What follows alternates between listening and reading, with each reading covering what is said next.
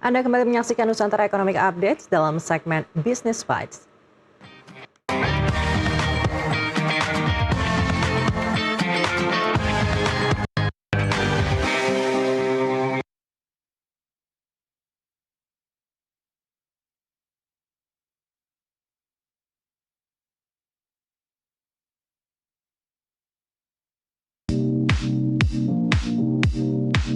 Ekonomi Indonesia menutup tahun 2025 dengan kinerja yang tetap positif.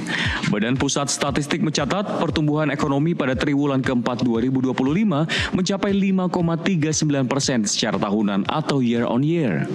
Capaian ini menjadi yang tertinggi dalam lebih dari 3 tahun terakhir. Secara keseluruhan, ekonomi Indonesia sepanjang 2025 tumbuh 5,11% secara kumulatif. Angka ini lebih tinggi dibandingkan pertumbuhan ekonomi tahun 2024 yang tercatat sebesar 5,03% sekaligus menjadi pertumbuhan tahunan tertinggi sejak tahun 2022. Pertumbuhan ekonomi Indonesia pada triwulan 4 2025 bila dibandingkan dengan triwulan 4 2024 atau secara year on year mengalami pertumbuhan sebesar 5,39%. Sepanjang tahun 2025, ekonomi Indonesia berdasarkan besaran produk domestik bruto atau PDB atas dasar harga berlaku sebesar 23.821,1 triliun rupiah dan atas dasar harga konstan 13.580,5 triliun rupiah. Secara kumulatif, ekonomi Indonesia sepanjang tahun 2025 tumbuh sebesar 5,11%. BPS mencatat dibandingkan kuartal sebelumnya, ekonomi Indonesia pada periode Oktober hingga Desember 2025 tumbuh 0,86% secara kuartalan. Angka ini melandai dibandingkan kuartal 3 2025, namun tetap mencerminkan stabilitas aktivitas ekonomi nasional. Pada periode ini, produk domestik bruto Indonesia atas dasar harga berlaku tercatat mencapai 6.147,2 triliun rupiah. Konsumsi rumah tangga kembali menjadi penopang utama dengan kontribusi mencapai 53,63% terhadap pertumbuhan ekonomi triwulan keempat tahun 2025. Kuartal 4 2025, konsumsi rumah tangga tumbuh 5,11%. Tentunya untuk triwulan 4 ini kita merekam seluruh data yang terjadi di dalam perekonomian Indonesia karena memang salah satunya adalah daya beli masyarakat tetap terjaga, kemudian adanya insentif dari kebijakan ekonomi atau kebijakan stimulus ekonomi, beberapa insentif dari pemerintah seperti adanya diskon tarif transportasi.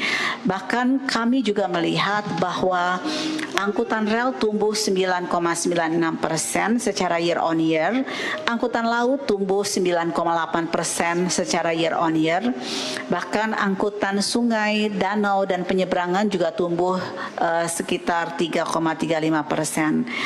Sejumlah paket stimulus ekonomi pemerintah pada akhir 2025 turut berperan menjaga daya beli masyarakat. Berdasarkan data Kementerian Keuangan, pemerintah mengalokasikan anggaran sebesar 37,4 triliun rupiah pada triwulan 4 2025 untuk program magang, bantuan langsung tunai sementara, serta diskon tiket transportasi selama periode Natal dan Tahun Baru. Kebijakan ini berdampak langsung pada peningkatan aktivitas sektor transportasi. Angkutan rel tumbuh hampir 10%, sementara angkutan laut meningkat 9,8% secara tahunan. Angkutan sungai, danau, serta penyeberangan juga mencatat pertumbuhan positif. Selain konsumsi, industri manufaktur kembali menegaskan perannya sebagai tulang punggung perekonomian nasional. Pada triwulan keempat 2025, industri pengolahan menjadi kontributor terbesar terhadap produk domestik bruto dengan porsi mencapai 19,2%. Secara tahunan, sektor ini tumbuh 5,4% lebih tinggi dibandingkan tahun sebelumnya dan menjadi pertumbuhan tertinggi industri manufaktur dalam 1 dekade terakhir. Jika dilihat secara lebih rinci, terkait perkembangan pertumbuhan lapangan usaha dengan sumber pertumbuhan terbesar. Antara lain, yang pertama, mari kita lihat industri pengolahan yang tumbuh didorong oleh permintaan domestik dan luar negeri. Industri makanan dan minuman tumbuh 6,39% karena didorong oleh peningkatan produksi beras, CPO dan turunannya, serta terjaganya kapasitas produksi industri makanan. Kedua, industri logam dasar tumbuh 15,71% sejalan dengan tingginya permintaan luar negeri, terutama untuk komoditas olahan logam dasar, besi, baja, dan logam mulia. Industri kimia, farmasi dan obat tradisional tumbuh 8,35% seiring dengan permintaan domestik pada komoditas kimia dasar dan produk farmasi pada segmen obat dan produk kesehatan lainnya. Untuk perdagangan besar dan eceran, reparasi mobil dan sepeda motor didorong oleh peningkatan produksi domestik dan juga impor.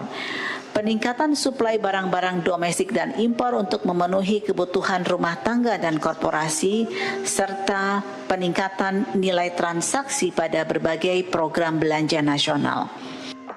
Kinerja industri pengolahan terutama ditopang oleh subsektor makanan dan minuman, industri logam dasar, serta industri kimia, farmasi, dan obat tradisional.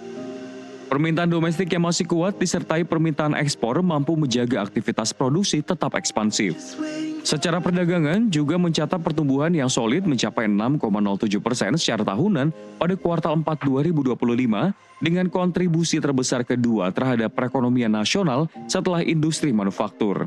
BPS mencatat sepanjang 2025 hampir seluruh lapangan usaha tumbuh positif kecuali sektor pertambangan dengan konsumsi masyarakat yang tetap kuat dan industri yang terus bergerak. Ekonomi Indonesia dinilai mampu memiliki fondasi yang cukup kokoh untuk menghadapi tantangan global ke depan. MTV melaporkan.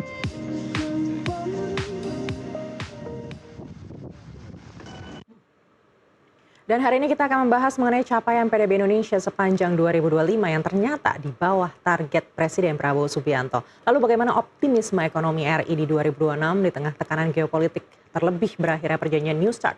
Kita akan membahasnya bersama dengan Henry Saparini, ekonom senior Core Indonesia.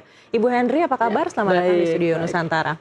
Baik Ibu, 5,11% secara year on year ini menandai kembali gagalnya pemerintah untuk bisa mencapai target pertumbuhan ekonomi. Tapi apakah sudah sesuai dengan ekspektasi Ibu? Bahwa ekonomi hanya akan tumbuh 5,1 itu kita udah prediksikan karena pada akhir tahun 2025 kami sudah presentasikan pada saat kita mempresentasikan Outlook 2026 bahwa 2025 itu hanya akan tumbuh 5% sampai 5,1%. Kemudian tahun 2026 itu hanya akan tumbuh 4,9 sampai 5,1. Tapi itu pun belum ada bencana di beberapa daerah yang sangat luar biasa dan juga belum ada masalah geopolitik dan geoekonomi yang luar biasa juga pada awal ini. Jadi artinya kalau 2025 itu tidak sesuai target APBN itu sudah lama kita sudah prediksikan. Kalau 2026 juga akan di bawah target APBN yang 5,4 dengan adanya masalah cuaca dan juga berbagai bencana serta lingkungan global yang ada perubahan yang luar biasa. Rasanya itu yang akan terjadi. Nah, jadi sebenarnya kalau kita lihat kan semua negara itu juga menghadapi adanya geopolitik dan geoekonomi kan gitu ya. Tidak hanya Indonesia sendiri gitu. Tetapi ini yang paling penting kan adalah respon kebijakan. Nah, menurut kami tahun 2025 rezim Pak Prabowo ini dalam 1 tahun melakukan perubahan yang sangat dahsyat. Jadi perubahan kebijakan itu tidak hanya merevisi satu sisi atau dua sisi, tetapi memang melakukan koreksi yang luar biasa. Kita lihat aja untuk APBN. Pemerintah melakukan kebijakan resentralisasi. Artinya daerah itu opportunity untuk bisa lebih berkembang. Itu menjadi sedikit ruangnya. Karena swasta hanya akan mengikuti bagaimana pemerintah akan bergerak kan. Nah sehingga resentralisasi ini yang kemudian juga dipindahkan itu ke Danantara. Ternyata dana-dana tersebut juga tidak diinvestasikan digelontorkan di sektor-sektor yang bisa memberikan multiplier efek yang besar untuk pembelian saham, kemudian dimasukkan juga ke SUN, kemudian juga ke sektor-sektor yang itu tidak ada perencanaan yang jelas. Itu resentralisasi itu dampaknya luar biasa. Yang kedua juga ada kelemahan di dalam manajemen kebijakan. Sekarang kalau kita menanyakan kepada market, kepada investor, itu pertanyaan mereka sebenarnya arah kebijakan ekonomi kemana? Karena konsistensi kebijakan ini tidak terbaca. Nah, kalau tidak bisa terbaca artinya risknya kan sangat besar. Jadi kalau kemudian investor itu kembali wait and see di 2025 sangat wajar. Ya, itu juga kemudian terrefleksi dari kalau kita melihat angka dari indeks competitiveness ya Indonesia yang terjun 13 ranking kan. Apa? Tidak hanya 13 rankingnya saja, tapi yang menurut saya penting adalah government efficiency dan business efficiency. Ini kan artinya lingkungan bisnis dan lingkungan policy yang tidak jelas. Nah, jadi semestinya yang harus dikoreksi di 2026 agar ini potensi yang ada itu bisa berkembang, ini manajemen kebijakan diperbaiki dulu. Sehingga kalau kita hanya mendorong APBN itu sekarang tinggal 14% dari ekonomi Indonesia. Jadi sisanya itu adalah swasta. Jadi yang paling penting itu adalah bagaimana kebijakan ini memberikan arah yang jelas. Sehingga swasta itu confident untuk berkontribusi pada ekonomi di Indonesia. Baik, konsistensi kebijakan ini juga yang akhirnya menjadi sorotan Moody's sampai akhirnya menurunkan peringkat utang kita dari stabil menjadi negatif begitu ya. Dan artinya 5,4% target di 2026 ini. Menurut Ibu ini tidak realistis? Saya rasa target kami yang hanya 4,9 sampai 5,1 pun itu perlu ada effort yang berat. Jadi artinya kalau mau 5,4 itu perlu effort yang panjang. Jadi saya rasa apa yang disampaikan oleh Moody's itu udah kita sampaikan di akhir tahun kemarin. Bahwa yang harus dikoreksi itu adalah, kan catatan Moody's itu adalah kebijakan. Gitu. Jadi orang mau berinvestasi itu kan harus menghitung risk ya. Nah ini kalau risknya itu adalah pada kebijakan, itu menjadi ongkosnya tidak bisa dihitung. Kalau itu ada pada ongkos modal, itu ada ongkos bahan baku yang naik, semua bisa dihitung. Tetapi kalau ketidakpastian kebijakan ini menjadi sangat signifikan. Nah, jadi sekarang yang menjadi pertanyaan ya, market, pertanyaan kami analis juga, siapa tim yang sedang menyiapkan respon kebijakan menghadapi suasana yang seperti sekarang ini? Karena kita tahu kita tidak punya privilege di 2026, mungkin di 2025 ekspor kita masih lumayan. Karena ada front loading. Jadi ekspor kita dipercepat karena tarif belum berlaku sepenuhnya. Tapi 2026 ekspor kita ini akan turun karena sudah tidak ada privilege. Jadi tarif sudah akan diimplementasikan sepenuhnya. Ekspor kita tidak ada harapan untuk bisa tumbuh lebih tinggi karena kita tahu bahwa global economic growth itu kan melambat. Artinya demand-nya turun. Artinya juga komoditas juga harganya akan turun. Nah, sementara kita yang kita ekspor sebagian besar itu adalah komoditas. Nah, jadi kalau begitu dari mana kita akan mendorong ekonomi? Ini kan yang paling penting. Jadi respon kebijakan untuk menggerakkan ekonomi Indonesia yang sebenarnya kalau kita kurangkan itu ekspor impor, kita kurangkan itu investasi, sebenarnya kue ekonomi, domestik ekonomi itu masih sangat besar. Apa yang sedang dirumuskan oleh pemerintah, ini yang ditunggu sehingga walaupun global itu memang melambat, tapi karena ekonomi Indonesia itu sebenarnya ekonomi tradisional, karena sebagian besar masih tergantung kepada ekonomi domestik, harapan apa yang sedang ditawarkan kepada pelaku usaha maupun masyarakat bahwa ini kita ada harapan nih, tapi apa harapannya gitu.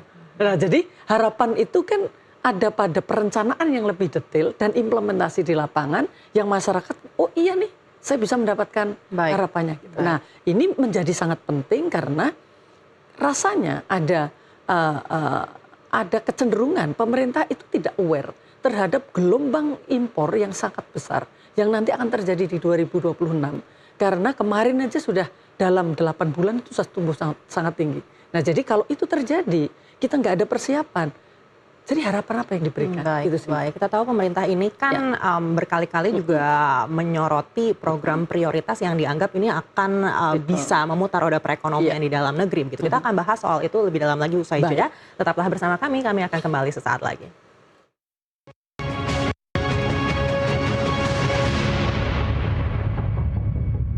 Dan saya masih bersama dengan Henry Saparini, ekonom senior Core Indonesia. Iya, Ibu Henry, melanjutkan dialog kita dari sebelum jeda tadi. Tadi Ibu sempat sampaikan harapan apa nih yang harus kita siapkan di 2026 di tengah masalah geopolitik dan juga mungkin akan ada pelemahan secara global juga. Dimana kita tahu pemerintah ini kan selalu mengatakan berkali-kali bagaimana program-program prioritas ini diharapkan bisa memutar perekonomian secara domestik begitu. Tapi Ibu melihat realnya apakah program prioritas ini bisa sekuat harapan tersebut? Ya, jadi saya sudah cukup sering menyampaikan bahwa sebenarnya banyak anggaran-anggaran pemerintah yang ditujukan untuk mendorong ekonomi daerah. Katakan satu MBG, yang kedua Koperasi Merah Putih. Itu kan sebenarnya anggaran yang cukup besar yang digelontorkan itu ke daerah-daerah. Nah, yang menjadi masalah adalah apakah anggaran yang besar tadi itu bisa menarik banyak masyarakat untuk terlibat di dalamnya. Nah, jadi kalau misalnya dulu saya ditanya sebelum program ini diluncurkan, apakah setuju dengan MBG? Sistem politik di Indonesia itu memberikan privilege kepada presiden untuk memilih program prioritasnya. Nah, kalau program prioritasnya MBG mau 300 juta penduduk tidak setuju juga tetap akan berjalan. Maka yang paling penting adalah bagaimana pendekatan implementasi MBG. Nah, semestinya yang dulu dibayangkan, yang dulu kita rekomendasikan itu adalah desentralisasi. Mengikutkan kelompok-kelompok kecil, ada koperasi yang dibentuk untuk membuat MBG yang mendekatkan kepada penerimanya. Atau existing UKM untuk terlibat. Nah, kalau ini ada, maka ini akan membesar. Yang tadinya mereka tidak ada market, sekarang jadi ada market. Tapi sekarang kebalikannya. Begitu ada MBG, maka UKM-UKM yang kecil tadi justru mereka tidak memiliki market lagi karena sudah diserap. Nah, yang paling penting selain untuk mengolah makanan itu juga supply-nya. Yang kita harapkan dulu kalau ini kecil-kecil mereka pasti juga akan minta disuplai oleh yang kecil-kecil juga.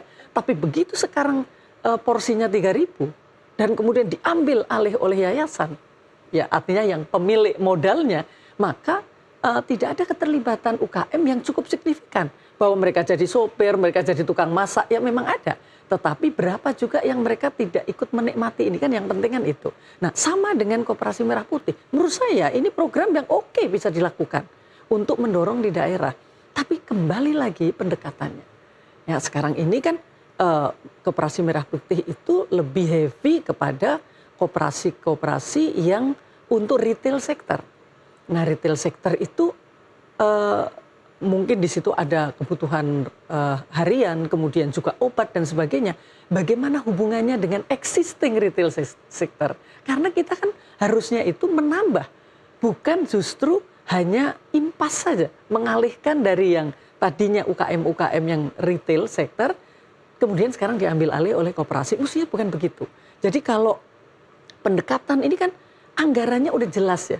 Artinya kalau anggarannya sudah jelas, dibawa ke bawah, yang harus didorong koperasi itu menurut pendapat kami, itu adalah koperasi produksi.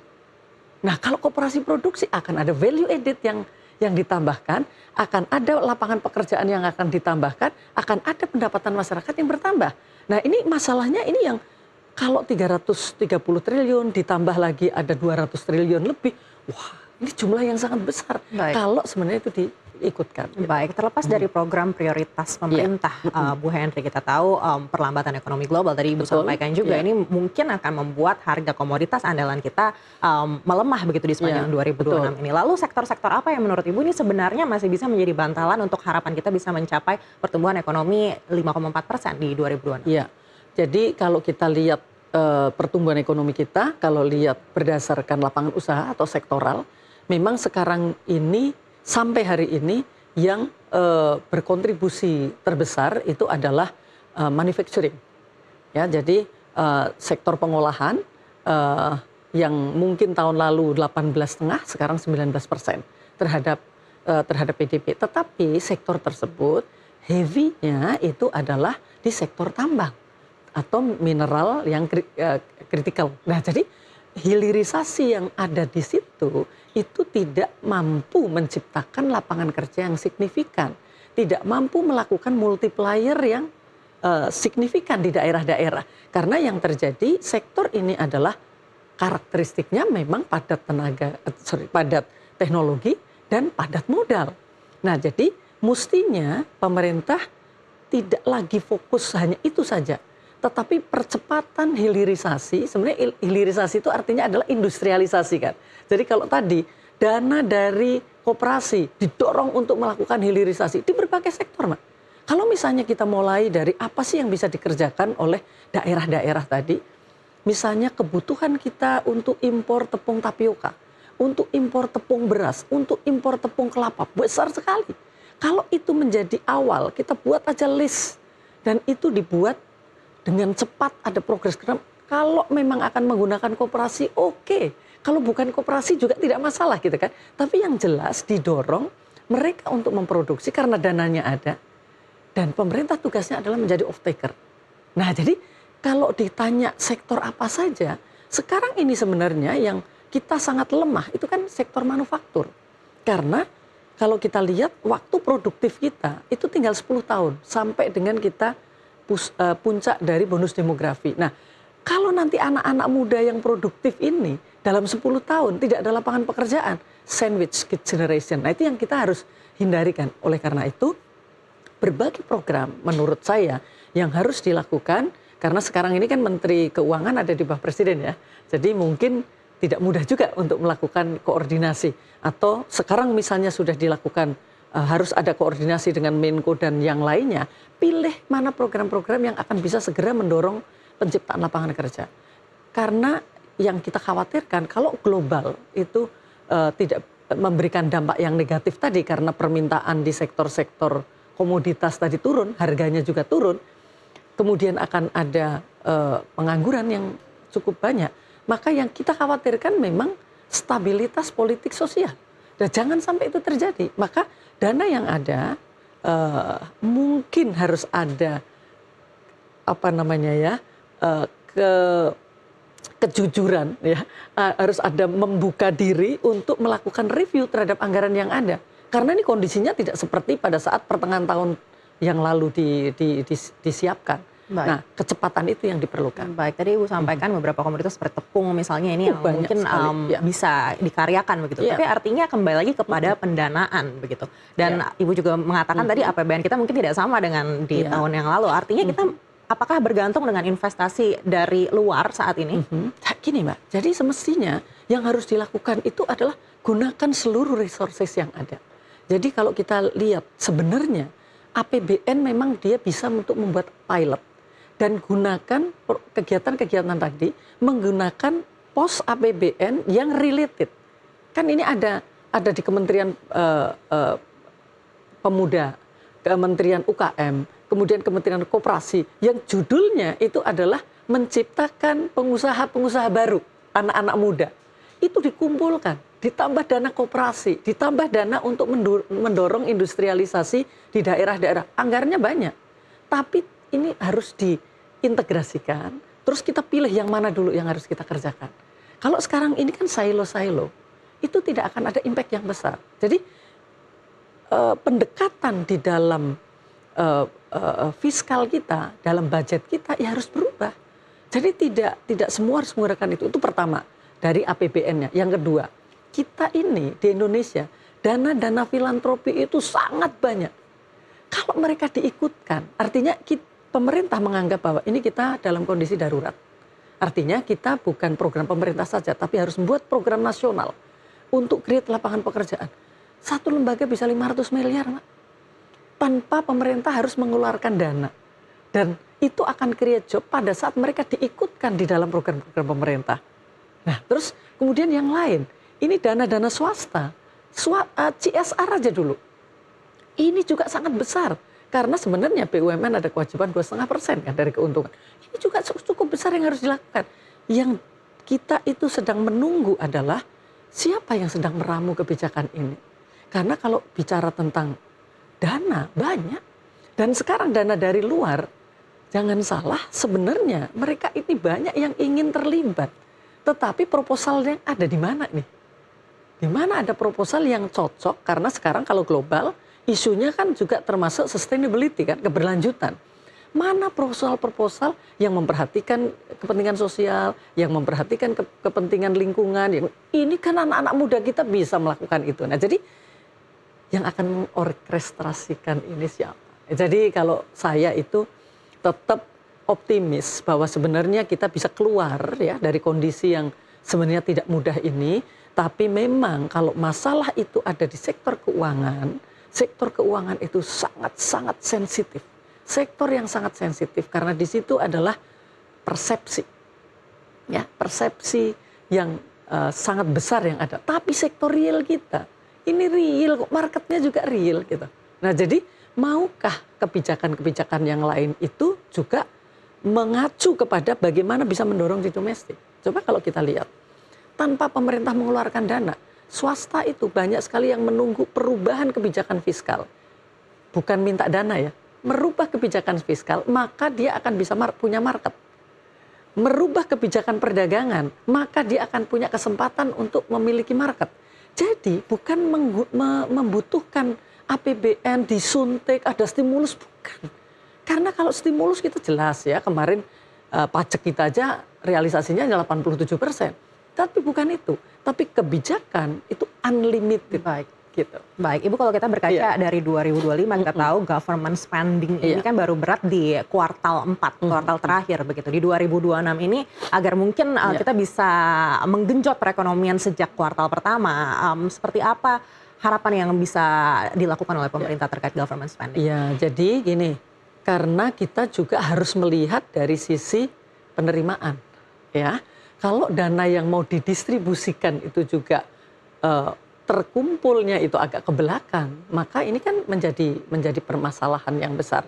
Nah, saya tidak tahu sudahkah pemerintah memikirkan untuk ada timeline. Jadi ini memang harus ada kelegowoan ya dari semua kementerian yang harus diatur, ada guideline dari presiden bahwa yang ini ntar dulu, mana yang boleh nanti dulu, mana yang harus didahulukan. Nah ini kan kita biasanya cross border aja, harus efisienkan semua.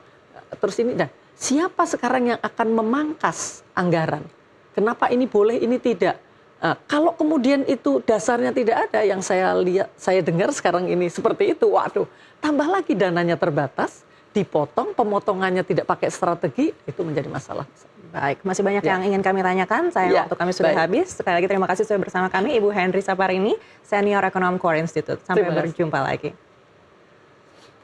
Dan pemirsa, informasi tadi sekaligus menjadi penutup perjumpaan kita hari ini. Ekonomi bukan sekedar angka, tapi napas kehidupan kita semua. Dari pasar tradisional hingga industri digital, dari rakyat kecil hingga kebijakan besar, semua saling terhubung.